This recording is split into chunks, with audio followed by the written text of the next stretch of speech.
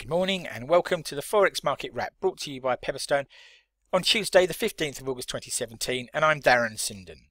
Right, let's take a look at overnight price changes, price moves we need to be aware of. The focus yesterday was all about a return to risk on from risk off, and that was reflected in the movement in safe haven currency. You can see that the yen weakened here against the dollar. We saw movement in dollar Swiss, Euro Swissy and Sterling Swissy as funds came out of safe haven currencies and moved into more traditional risk on assets. With that in mind then, will the focus switch back to the euro is the question I'd like to ask. Here's a weekly chart of the trade weighted euro, that's the euro index, the euro versus its major trading partners.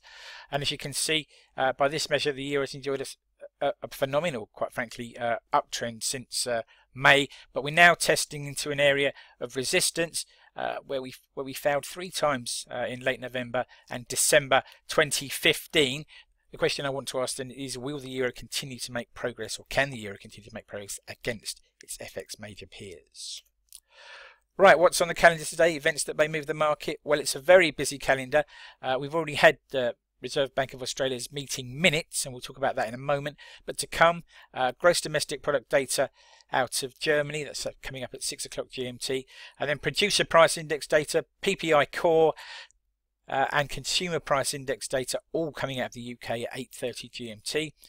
And then the focus switches to the US this afternoon at 12:30 GMT with retail sales, export and import price indices, and the housing market index for August. So plenty to get your teeth into in the calendar today. Right, breaking news and comment that's caught my eye.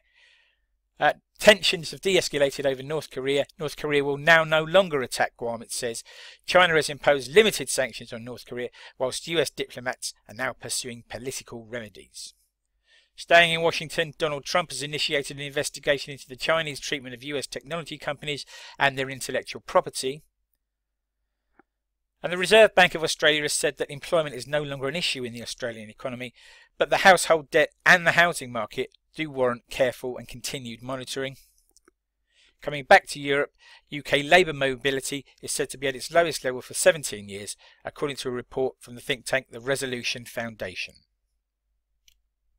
Now, food for thought, something to take away with you into the trading day.